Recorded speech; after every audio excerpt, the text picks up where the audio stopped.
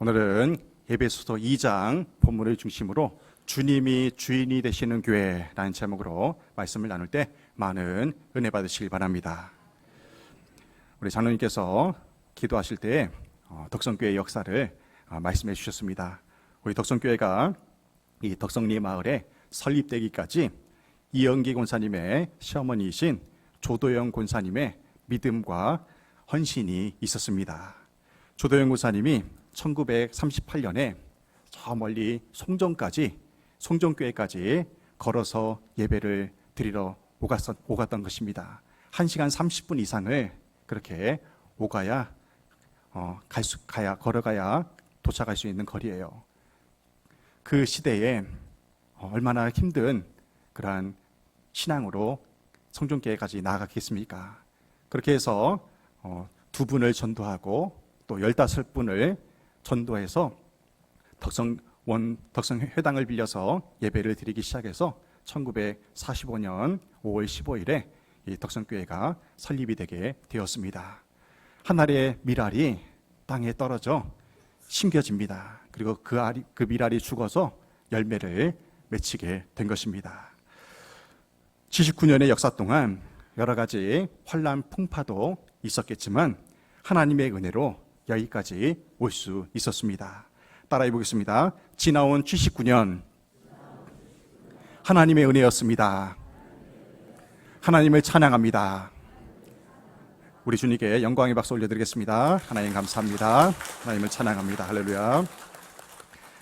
우리 덕성교회 4대 비전을 함께 고백하겠습니다. 제가 운을 띄우면 여러분이 나머지 부분을 크게 읽어주시기 바랍니다. 덕, 성, 교, 회. 우리 덕성교회가 이런 교회가 되기를 주님의 이름으로 축원합니다. 교회라는 말을 우리가 사용하면서 교회를 다닙니다. 이 교회의 어원은요, 구약 성경에서는 히브리어로 칼이라고 합니다. 그리고 신약 성서에서 헬라어로 에클레시아라고 해요. 에클레시아. 그리고 영어로는 어셈블리라고 합니다. 이 교회의 의미는 뭐냐면 모으다, 집합시키다라는 의미입니다. 모으다, 집합시키다. 그래서 민수기 10장 7, 8절에서 하나님께서 이렇게 명하십니다. 또 회중을 모을 때에도 나팔을 불 것이나 소리를 크게 내지 말며. 아멘. 여기서 말하는 회중 그리고 모을 때라는 단어가 바로 히브리어 칼입니다. 모으다, 집합시키다. 이것이 오늘날 우리에게 이르러서 교회가 된 것입니다. 교회.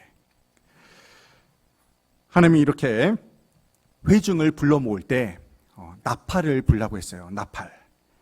이 장면을 한번 상상해 보시기 바랍니다. 하나님은 제사장들에게 나팔을 불라고 명하시는데요.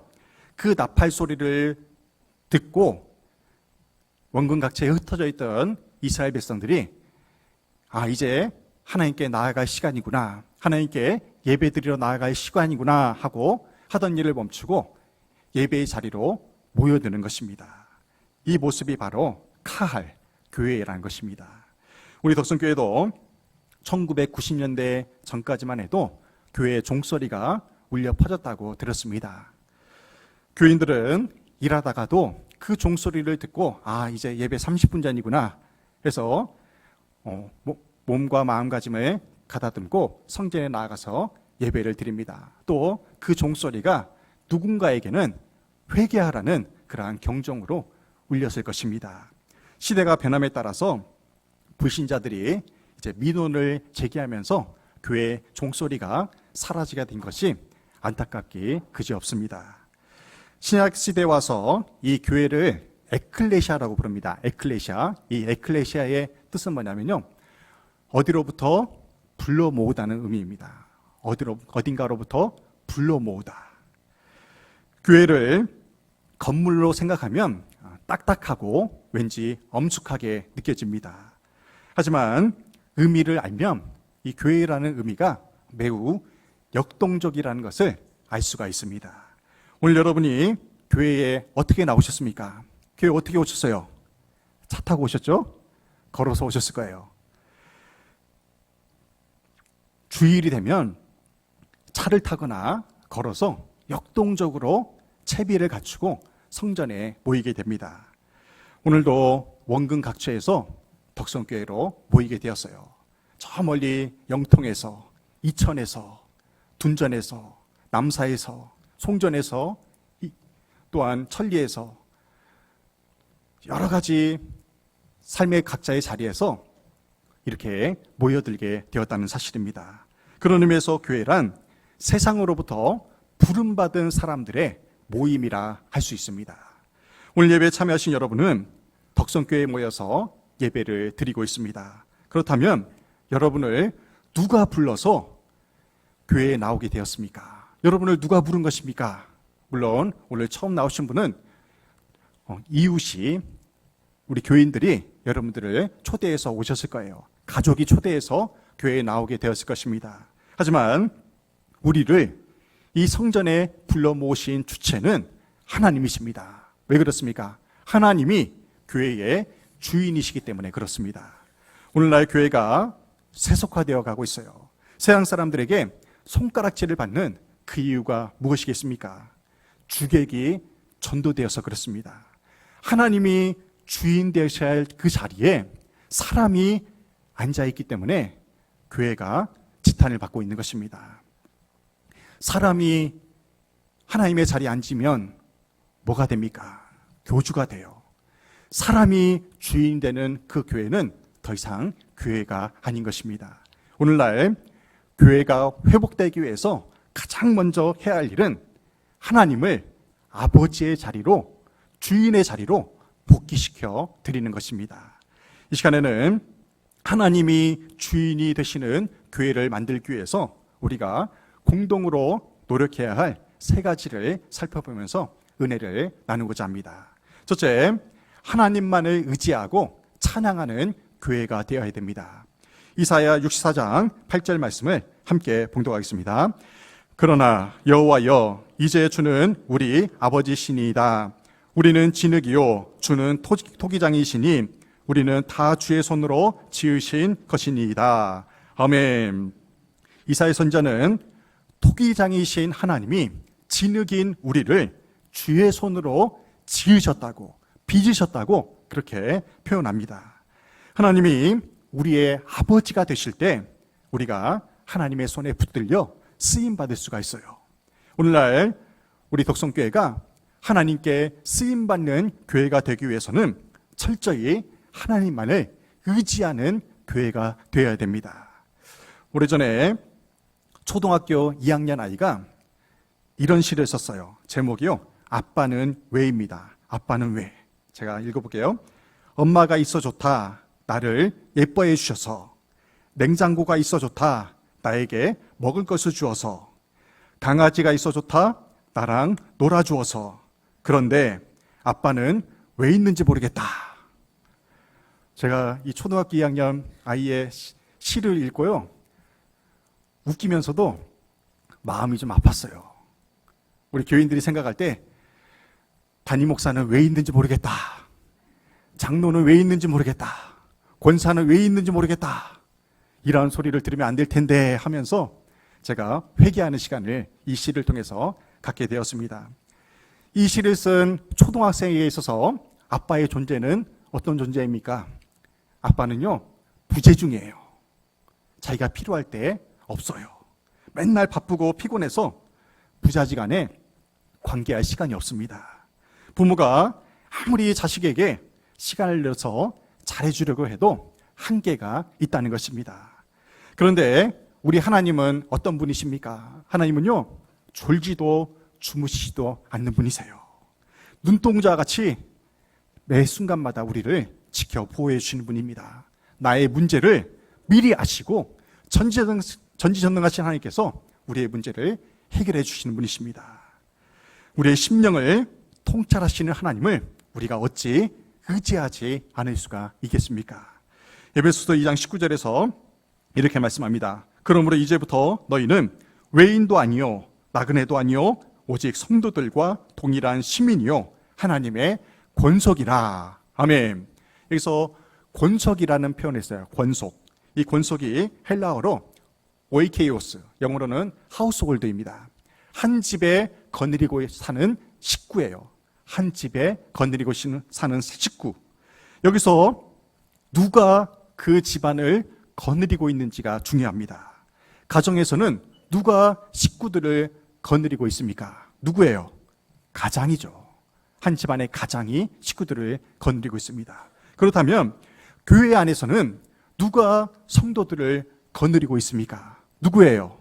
담임 목사입니까? 아니에요. 하나님이 성도를 거느리고 있습니다. 권속의 주체가 중요하다는 것입니다. 한 가정의 주체가 누구입니까? 이 교회의 주체가 누구입니까? 그 주체가 중요하다는 사실이에요. 에베소서 2장 19절에서 교회를 하나님의 권속이라 부르는 데에는 하나님이 내 아버지가 되신다는 사실이 전제가 된다는 것입니다. 그런 의미에서 덕성교회 교우들은 모두가 하나님의 권속입니다. 그 하나님이 거느리시는 한 가족으로서 우리가 함께 신앙생활하고 있는 거예요. 옛날에 어떤 아이가 지나가면 어른들이 뭐라고 물어봅니까? 저 아이가 누구냐, 이름이 뭐냐고 물어보지 않아요. 저 아이가 네 집 자식이냐고 물어봐요. 그렇죠?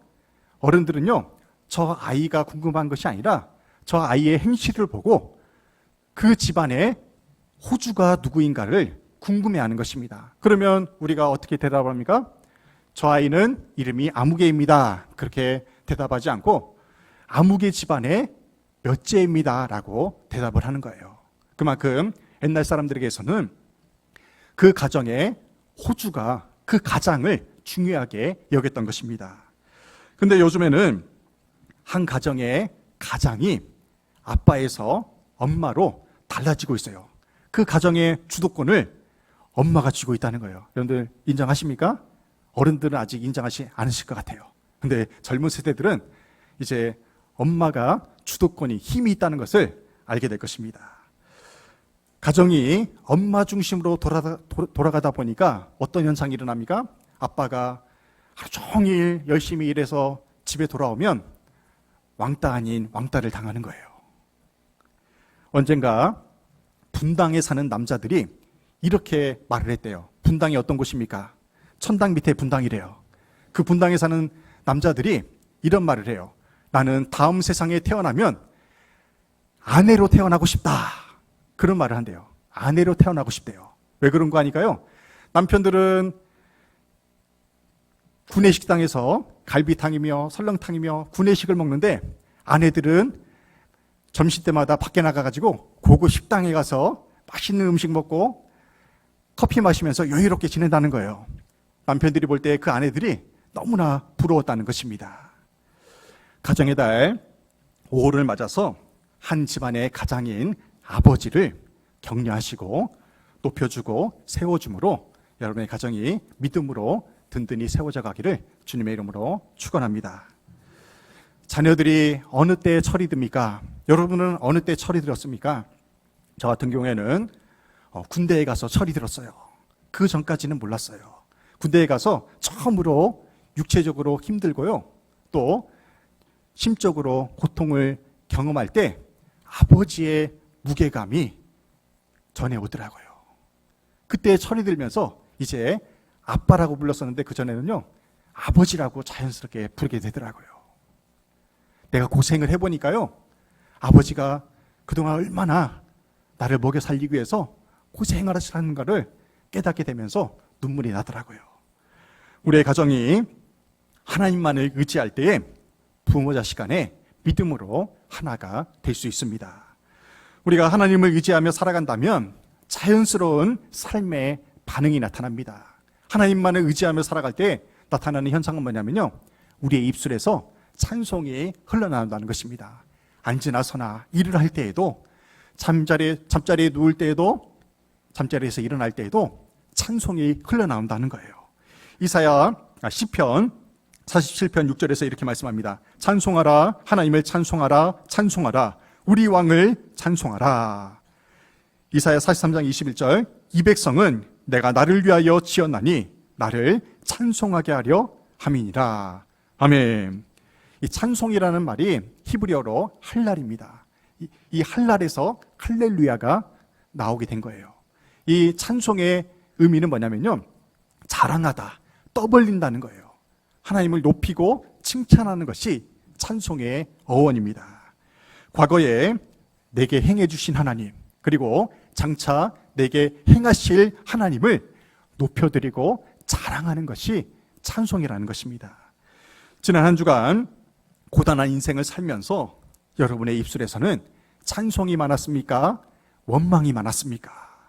우리는 어떠한 삶의 형편에서도 하나님을 찬송함으로 불신자들에게 이런 말을 들어야 돼요. 아, 예수 믿는 사람은 뭔가 다르다는 말을 들어야 됩니다. 믿지 않는 사람들과 똑같이 원망할 상황에 원망해 보십시오. 구별됨이 있습니까? 똑같잖아요. 그래서 우리 믿음의 사람들은요, 한숨 짓고 원망하고 불평할 상황에서도 하나님을 찬송함으로 뭔가 구별된 그런 모습을 보여야 됩니다. 어떤 교회가 병든 교회입니까? 교회가 왜 병들어하는 것입니까?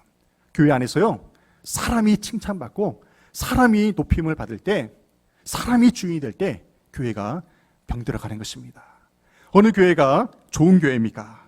주님만을 의지하고 주님만을 찬송하는 교회가 좋은 교회가 되는 것입니다. 우리 덕성교회가 하나님 아버지를 주인으로 삼아 주님께 영광 돌리는 교회가 되기를 주님의 이름으로 축원합니다.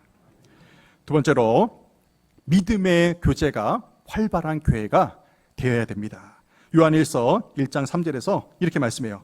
우리가 보고 들은 바를 너희에게도 전함은 너희로 우리와 사귐이 있게 하려 함이니 우리의 사귐은 아버지와 그의 아들 예수 그리스도와 더불어 누림이라. 아멘. 사도 요한은 복음으로 하나 된 교회는 주님 안에서 성도의 교제, 믿음의 사귐이 생겨난다고 그렇게 증거를 합니다. 우리는 함께 예수님을 만났어요. 함께 주님을 보았고요. 함께 주님을 체험하며 사는 자들입니다.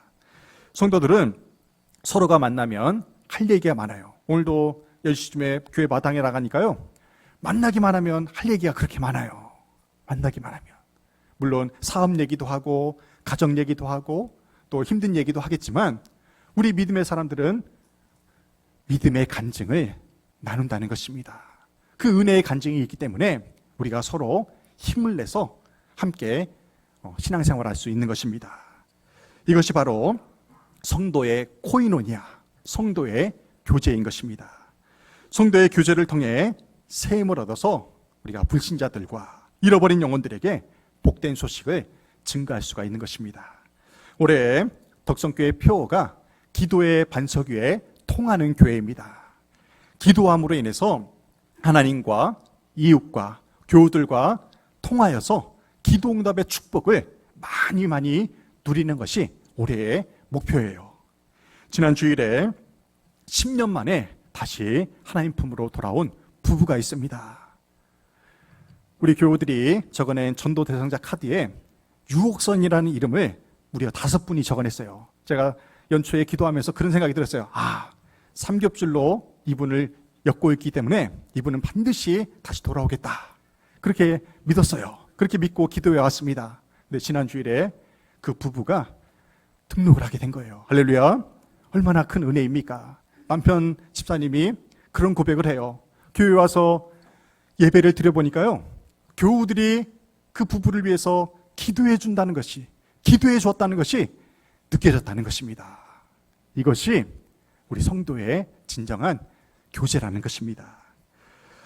덕성교회 성도님들이 서로를 위해 기도함으로 믿음의 간정이 더욱더 풍성해지기를 주님의 이름으로 축원합니다. 성도들은 세상 사람들과는 다르게 하나님을 향한 거룩함으로 교제해야 됩니다. 거룩함으로 교제해야 돼요. 레위기 20장 7, 8절에서 이렇게 말씀합니다.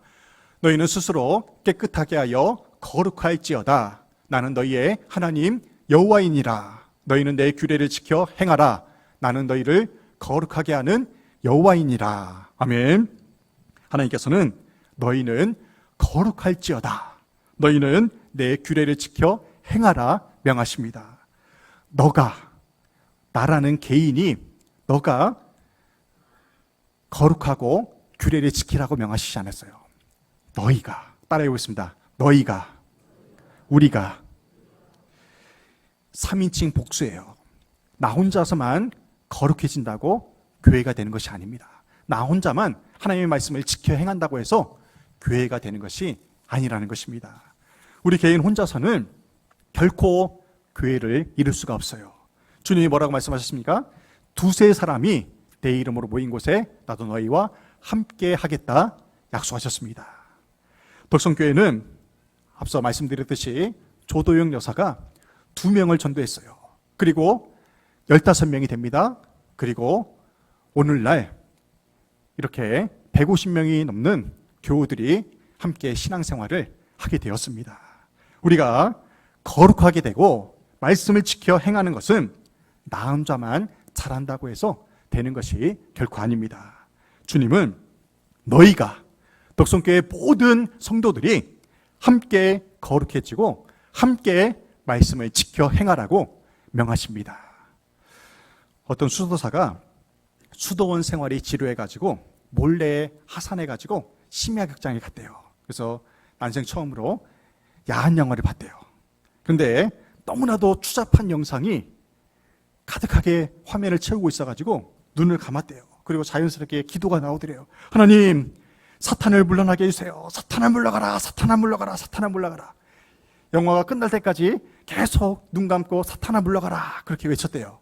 그랬더니요, 사탄이 마귀가 와가지고 그 수도사에게 이렇게 말하더래요. 야, 네가 뭔데 내 영역에 와서 사탄아 물러가라고 말하는 거냐? 네가 가면 되잖아. 네가 가라 그랬대요. 네가 가라. 그렇죠. 수도사가 있어야 할 때는 어디입니까? 수도원이잖아요. 우리 믿음의 사람들이 있어야 할 자리는 어디입니까? 성전이에요. 성전. 금묵자학이라고 했어요. 검은 꽃과 가까워지면 검어질 수밖에 없습니다. 우리 믿음의 사람들은요, 믿음의 선한 사람들과 가까이 지내면서 믿음의 교제를 나눠야 됩니다. 그래야 우리 덕성교회가 거룩해질 수가 있다는 사실입니다. 저는 우리 덕성교회가 더욱더 믿음의 교제가 활발해졌으면 좋겠어요. 가끔씩 교우들과 함께 등산을 갑니다. 한 10여 명 올라가면요, 그 힘든 산행을 하면서 하나가 돼요. 함께 고생하잖아요. 그죠? 또 한 달에 한 번씩은 축구 시합을 하려고 해요. 다른 교회랑. 그 축구 시합을 통해서요, 학생들이 좋아합니다. 학생들과 어른들이 하나가 되어서 어우러질 수 있기 때문에 축구 시합을 하려고 해요. 지난 윷놀이 대회 때 얼마나 즐겁고 행복한 시간이었습니까? 오늘도 예배 후에 바베큐 파티를 할 거예요. 맛있는 점심 식사와 함께 공동체 놀이를 할 것입니다. 하나님이 주신 축제의 시간입니다. 다음 주일에는 신도회별로 밖에 나가서 식사하면서 친교의 교제를 신도회별로 나누고자 합니다. 장례가 나면 어떻습니까? 모든 교우들이 함께 찾아가서 위로해 줍니다. 결혼식을 하면 함께 찾아가서 축하해주는 시간을 가져요. 무엇보다 우리는 매주일 이 예배를 통해서 믿음의 교제를 나누게 됩니다. 구역 예배를 통해서 말씀과 교제의 시간을 갖고 있잖아요. 매주 제가 교우들에게 카톡으로 말씀을 요약해서 보내주고 있어요. 그 말씀을 나누면서 얼마나 많은 말씀의 교제가 이루어지는지 모릅니다. 우리 덕성교회가 믿음의 교제가 더욱 활발해져서 성도의 사랑이 넘치는 교회가 되기를 주님의 이름으로 축원합니다. 아멘. 마지막 세 번째로 하나님의 공급하심이 있는 교회가 되어야 됩니다. 사도행전 7장 36절에 38절에서 이렇게 말씀해요. 이 사람이 백성을 인도하여 나오게 하고 애굽과 홍해와 광야에서 40년간 기사와 표적을 행하였느니라. 이스라엘 자손에 대하여 하나님이 너희 형제 가운데서 나와 같은 선지자를 세우리라 하던 자가 곧 이 모세라. 내가 신의 산에서 말하던 그 천사와 우리 조상들과 함께 광야교회에 있었고. 아멘. 이 말씀은 스데반 집사가 출애굽 반 이스라엘 백성들이 홍해를 건너 가나안 땅에 들어가는 그 여정 속에서 광야에서 헤매는 그 백성들을 바라보면서 묵상할 때 그들의 모습이 광야교회였구나라는 것을 깨닫게 되면서 고백한 말씀이에요. 광야교회. 이스라엘 백성들이 광야 생활할 때에는 건물이 없었어요. 텐트 치면서 이동하며 그렇게 40년을 돌고 돈 것입니다. 그런데 왜 그들의 모습을 보면서 광야교회라는 표현을 했을까요? 하나님의 이름으로 그들이 모였기 때문에 그 광야가 교회가 된 것입니다. 광야의 특징이 무엇입니까? 결핍이에요. 부족함 투성이입니다. 이것도 부족하고 저것도 부족하고 모든 것이 부족한 곳이 바로 광야입니다. 그 결핍 속에서 하나님이 이스라엘 백성들을 어떻게 공급해 주셨습니까? 이스라엘 백성들이 뜨거운 태양 아래 목말라 죽어갈 지경에 이르렀을 때 반석을 쳐서 그 바위를 쳐가지고요 생수를 터져 나오게 해서 그들에게 물을 공급해 주셨어요. 뜨거운 태양 아래서 그 뜨거운 태양을 막아주시기 위해서 구름 기둥으로 그들을 인도하십니다. 밤에는 춥습니다. 그 추위를 견뎌내게 하기 위해서 불기둥으로 그들을 인도하셨어요. 아침 저녁으로 만나와 메추라기로 배불리 먹여주신 하나님, 광야 40년 동안 의복과 신발이 떨어지지 않게 시마다 때마다 공급해 주신 그 하나님, 이 모든 것을 누가 하셨습니까? 하나님이 공급해 주신 것입니다. 우리 덕성교회 또한 하나님의 공급하심이 있는 교회라는 사실을 믿으시기 바랍니다. 지나온 79년 동안 우리 덕성교회는 꾸지 않고 계속해서 선교하며 나누며 베푸는 교회로 부흥 성장해 왔습니다. 요즘은 빚 없는 사람이 부자래요. 빚 없는 사람이. 우리 덕성교회는 빚 없이 엘리베이터도 났어요. 빚 없이 지목 변경도 이제 마무리가 되어 갑니다. 요즘 사업하시는 분들 참 많이 힘들어요. 하지만요, 지금까지 여러분이 어떻게 사업을 이끌어 왔습니까? 하나님의 공급하심의 은혜로 여기까지 왔다는 것을 기억하시길 바랍니다.